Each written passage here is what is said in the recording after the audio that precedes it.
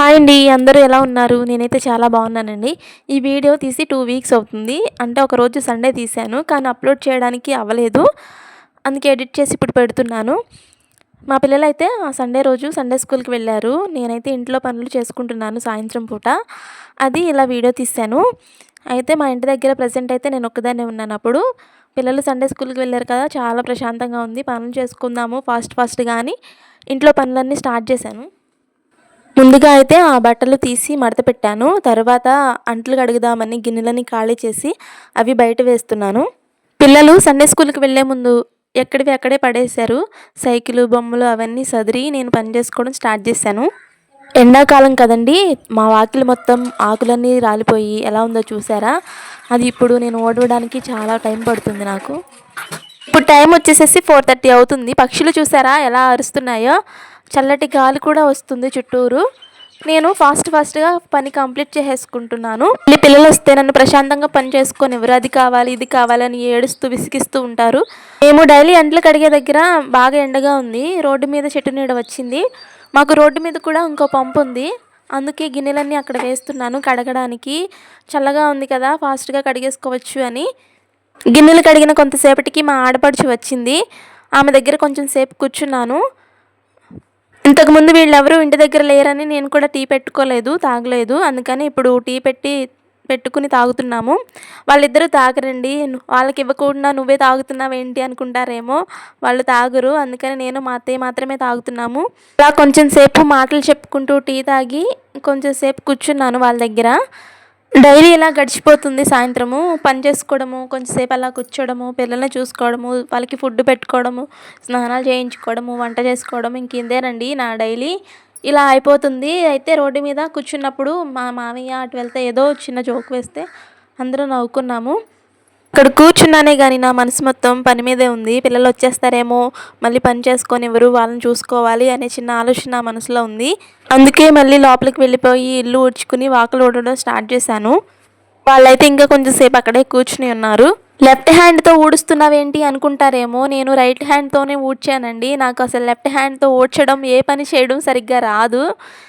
వీడియోలో అలా పడింది.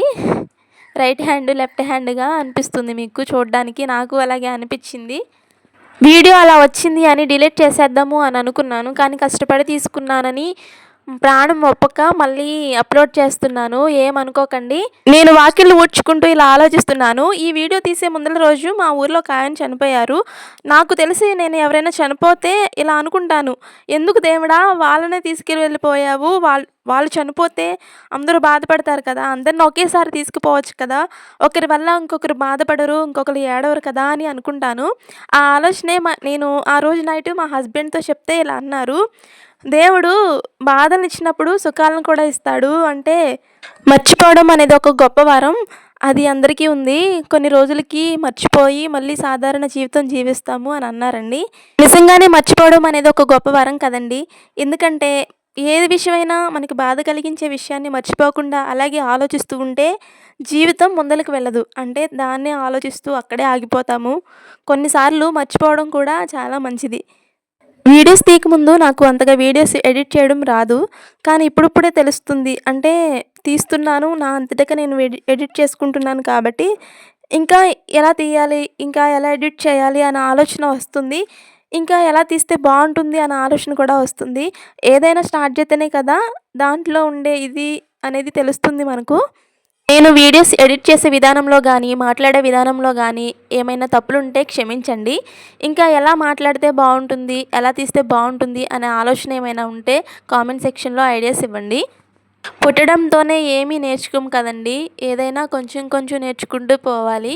చెప్పాను కదండీ ముందలే మా వాకిలి ఊడవడానికి నాకు చాలా టైం పడుతుందని. దగ్గర దగ్గర 40 మినిట్స్ పైనే పడుతుంది. బాగా చెత్త రాలిపోతుందండి. ఊడ్చేటప్పుడు మా పిల్లలుంటే ఎదురుగా వచ్చి నించుంటారు. ఆ దుమ్ము మొత్తం వాళ్ళ మీదకి పడుతుంది. అందుకని వాళ్ళు లేనప్పుడు ఊడవడానికి మ్యాక్సిమం ట్రై చేస్తాను. ఇంతకుముందు మా ఇంటి దగ్గర చాలా కోళ్ళుండేవి. అవి అయితే ఇప్పుడు లేవు. అవి ఉన్నప్పుడు వాకిలి మొత్తం తిరిగి ఎక్కడ పడితే అక్కడ బాత్రూమ్‌కి వెళ్ళాయి. చాలా చిరాకుగా అనిపించాయి. వర్షాకాలం అయితే చాలా చిరాకు వస్తుంది. పిల్లలున్నారు కదండీ! అందుకనే ఇప్పుడు కోళ్ళని పెంచట్లేదు ఇంటి దగ్గర. ఇప్పుడు సమ్మర్ వచ్చేసింది కదా! ఎండలతో పాటు గాలుపు కూడా బాగా తోలుతుంది. అంటే గాలి బాగా వస్తుంది. దానివల్ల దుమ్ము మొత్తము రేగిపోయి ఇంట్లోకొచ్చేస్తుంది. అప్పటికి మేము ఎప్పటికప్పుడే క్లీన్ చేసుకుంటూ ఉంటాము. మా వాకిట్లో కలాపి చిమ్మాలి అంటే చాలా నీళ్లు పడుతున్నాయి. దానికి తగ్గట్టు మోటర్ కూడా పోయింది. దానివల్ల కలాప చిమ్మడానికి పంపులొచ్చినప్పుడే చిమ్మాల్సొస్తుంది. ఆ చుట్టుపక్కల మొక్కజొన్న తోటలున్నాయి అని చూపించాను కదా ఇంతకుముందు వీడియోస్‌లో. ఇప్పుడైతే వాటి కాలం అయిపోయిందండి. అందుకని మొక్కజొన్న కండ్లు విరిచేస్తున్నారు. దానివల్ల బాగా ఎండ వస్తుంది చుట్టుపక్కల మాకు. అందువల్ల మాకు ఇంకా బాగా వేడిగా అనిపిస్తుంది. ఈ పొలాల పక్కనే కదా ఇల్లు. దానివల్ల మొక్కజొన్నలు తడుపుతూ ఉండడం వల్ల చల్లగా అనిపించేది. కానీ ఇప్పుడు మొక్కజొన్నలు తీసేస్తున్నారు కదా! అందువల్ల ఇంకా వేడిగా అనిపిస్తుంది పగలంతా. సాయంత్రం పూట కొంచెం చల్లగా ఉంటుంది. నేనైతే చకచకా వాకిళ్ళు ఊడ్చేసి కొంచెం సేపు మళ్ళీ వాళ్ళ దగ్గర కూర్చున్నాను. ఈ లోపలైతే మా పిల్లలు సండే స్కూల్ నుంచి వచ్చారు. మామూలుగా అయితే సండే స్కూలు ప్రతి సండే మార్నింగ్ ఉంటుంది. కానీ ఇక్కడ చర్చ్ అయిపోయినాక ఈవినింగ్ 3:30కి స్టార్ట్ చేస్తారు. పిల్లలందరూ అప్పుడు పడుకుని లేచి మంచిగా ఉంటారు కదా! అందుకని. ఈరోజు సండే కదా! అందుకని అందరూ ఇంటి దగ్గరే ఉంటారు. నార్మల్ డేస్‌లో అయితే 2 పూటల పనికి వెళ్ళిపోతున్నారు అందరూ. మొక్కజొన్న కండ్లు ఇరవడానికని, ఇంకా ఇలా ఏదో ఒక పనికి పోతూ ఉంటారు. దానివల్ల అందరూ ఇంటి దగ్గర కనిపించరు. ఇక సండే మాత్రమే ఇంటి దగ్గర ఉంటారు. సర్లే గానీ ఈ వీడియో నచ్చితే ఒక చిన్న లైక్ ఇచ్చేయండి.